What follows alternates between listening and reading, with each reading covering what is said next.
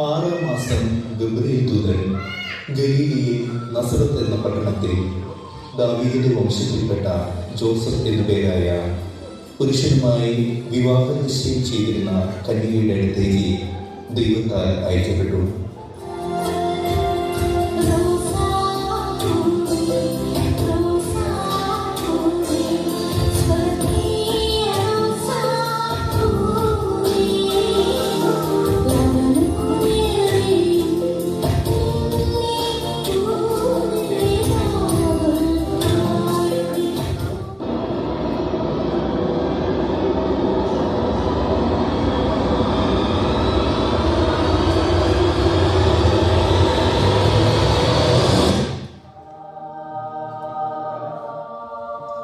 ദൈവകൃപ നിറഞ്ഞവളെ സ്വസ്തി, കർത്താവ് നിന്നോടുകൂടെ.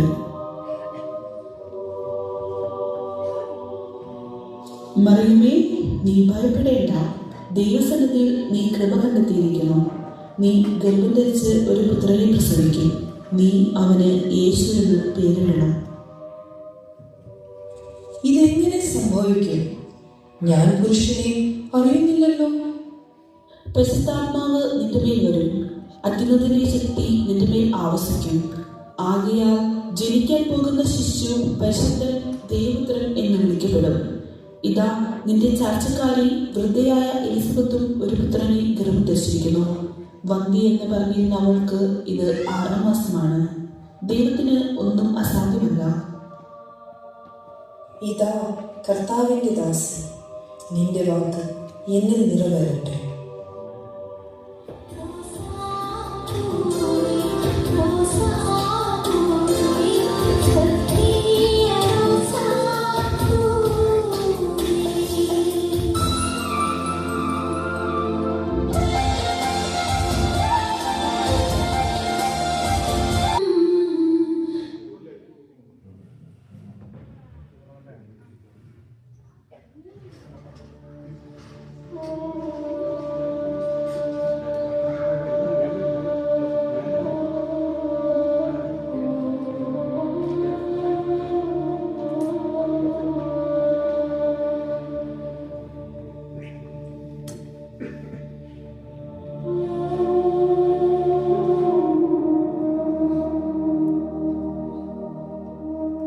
അവന്റെ മാതാവായ മറിയവും ജോസഫും തമ്മിലുള്ള വിവാഹ നിശ്ചയം കഴിഞ്ഞിരിക്കെ അവർ സഹവസിക്കുന്നതിന് മുമ്പ് അവൾ പരിശുദ്ധാത്മാവിനാൽ ഗർഭിണിയായി കാണപ്പെട്ടു.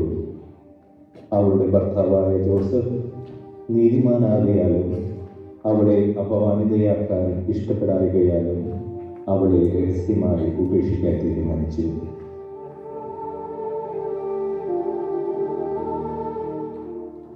അയ്യോ, ഞാനെന്ത് ചെയ്യും?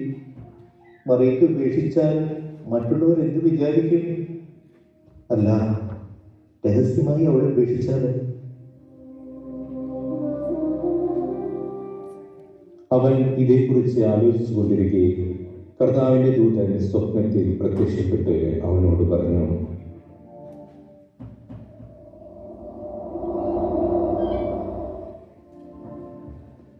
ദാവീദിന്റെ പുത്രനായ ജോസഫ് മറിയത്തെ ഭാര്യയെ സ്വീകരിക്കാൻ ശങ്കിക്കേണ്ട.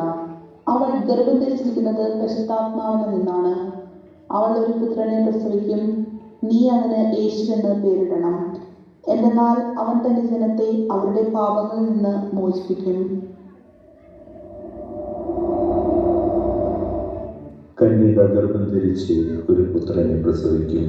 ദൈവം നമ്മോടുകൂടെ എന്നർത്ഥമുള്ള എമ്മാനുവേൽ എന്ന് അവൻ വിളിക്കപ്പെടും എന്ന് കർത്താവ് പ്രവാചകൻ മുഖേന അരുളി ചെയ്തത് പൂർത്തിയാകാൻ വേണ്ടിയാണ് ഇതെല്ലാം സംഭവിച്ചത്. ജോസഫ് നിദ്രയിൽ നിന്നുണർന്ന് കർത്താവിന്റെ ദൂതൻ കൽപ്പിച്ചതുപോലെ പ്രവർത്തിച്ചു.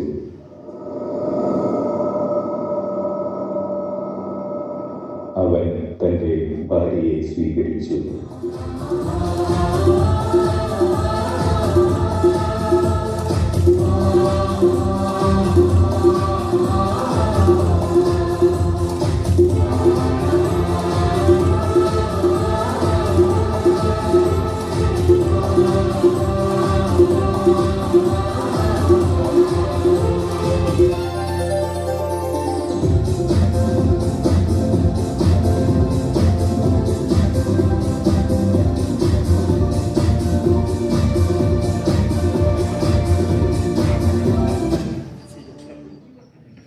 നിന്നുള്ള ജനങ്ങളുടെ പേര് എഴുതി ചേർക്കപ്പെടണമെന്ന് അഗസ്റ്റസ് സീസറിൽ നിന്ന് കൽപ്പന പുറപ്പെട്ടു. കിരീനിയോസ് സിറിയയിൽ ദേശാധിപതി ആയിരിക്കുമ്പോൾ ആദ്യത്തെ ഈ പേരെഴുത്തു നടന്നു. പേരെഴുതിക്കാനായി ഓരോരുത്തരും തന്താങ്ങളുടെ നഗരത്തിലേക്ക് പോയി. ജോസഫ് ദാവീദിന്റെ കുടുംബത്തിലും വംശത്തിലും പെട്ടവനായിരുന്നതിനാൽ പേരെഴുതിക്കാനായി ഗലീലയിലെ പട്ടണമായ നസറത്തിൽ നിന്ന് യൂദയായി ദാവീദിന്റെ പട്ടണമായ ബത്ലഹേമിലേക്ക് ഗർഭിണി ഭാര്യ മറിയത്തോടുകൂടെ പോയി.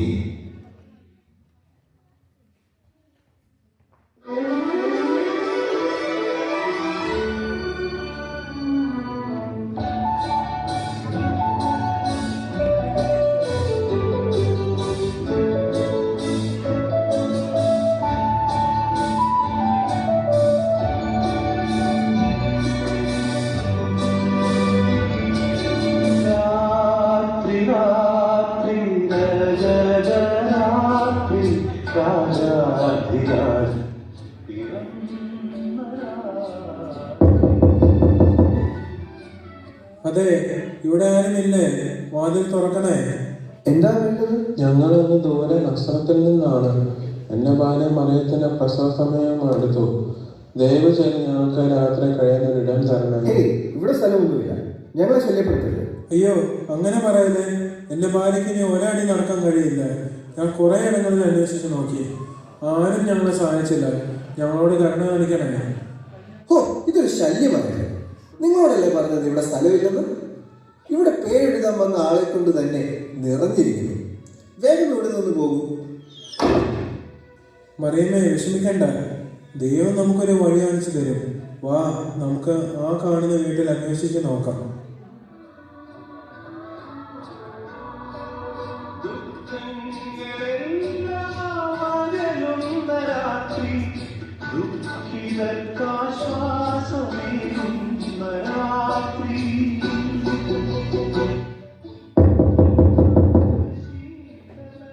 അതെ, ഇവിടെ ആരുമില്ലേ? ഹാ, എന്തു വേണം? എന്റെ ഭാര്യയെ കണ്ടില്ലേ?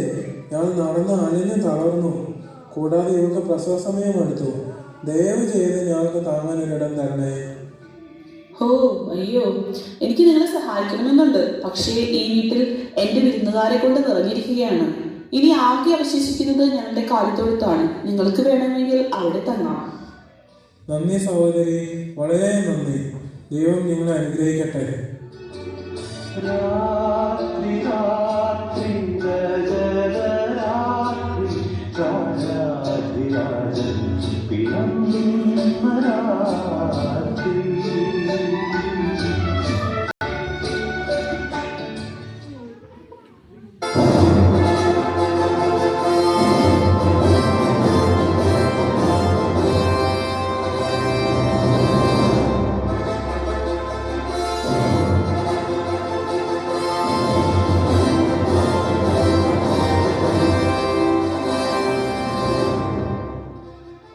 ഹെരോദീസ് രാജാവിന്റെ കാലത്ത് പൗരസ്ത്യ ദേശത്തു നിന്നും ജ്ഞാനികൾ യേശുവിന്റെ ജനനം അന്വേഷിച്ച് ഹെരോദീസ് രാജാവിന്റെ കൊട്ടാരത്തിൽ വന്നു.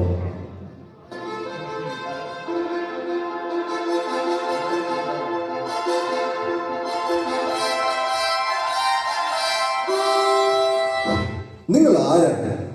എന്തിനിവിടെ വന്നു? നിങ്ങൾക്ക് എന്ത് വേണം? രാജാവേ, ഞങ്ങൾ പൗരസ്ത്യ ദേശത്തു നിന്ന് വന്ന ജ്ഞാനികളാണ്. ലോകത്തിൻ്റെ രക്ഷകൻ, എല്ലാ മനുഷ്യരുടെയും രാജാവ് ഈ സമയം ഇവിടെ ജനിക്കുമെന്ന് ഞങ്ങൾക്കറിവ് കിട്ടി. അവൻ്റെ ജനനത്തിൻ്റെ വരവറിയിച്ചുകൊണ്ട് ഒരു നക്ഷത്രവും ഇവിടെ പ്രത്യക്ഷപ്പെട്ടിരിക്കുന്നു. ഞങ്ങൾ അവനെ കണ്ട് ആരാധിക്കാൻ വന്നവരാണ്. ഓഹോ, അങ്ങനെ ഒരു രാജാവുണ്ടോ? എങ്കിൽ അത് അറിഞ്ഞിട്ട് തന്നെ കാര്യം. നിങ്ങൾ അവനെ കണ്ടെത്തുമ്പോൾ തിരിച്ചു വന്നൊന്ന് അറിയിക്കുക. ഞാനും ചെന്ന് അവനെ ആരാധിച്ചു കൊള്ളാം. ശരി രാജാവേ, ഞങ്ങൾ തീർച്ചയായും അങ്ങയെ അറിയിക്കാം.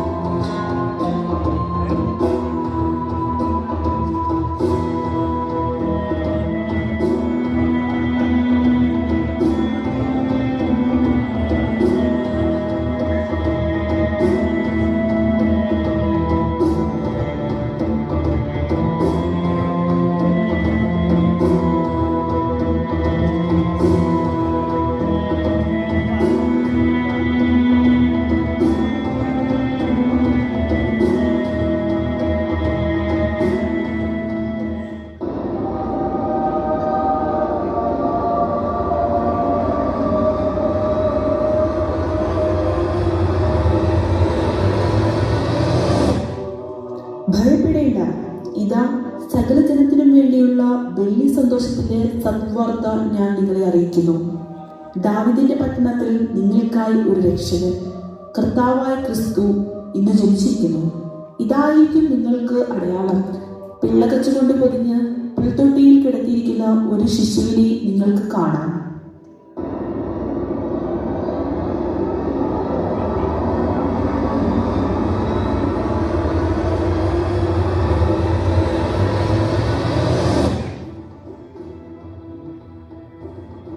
കൂട്ടുകാരെ, ഇത് ദൈവത്തിന്റെ വചനം തന്നെയാണ്.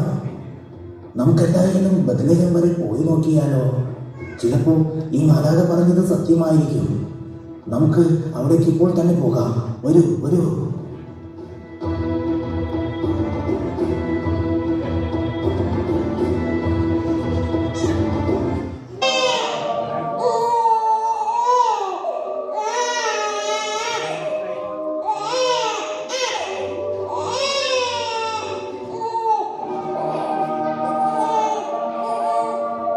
അത്യുന്നതങ്ങളിൽ ദൈവത്തിന് മഹത്വം, ഭൂമിയിൽ ദൈവകൃപ ലഭിച്ചവർക്ക് സമാധാനം.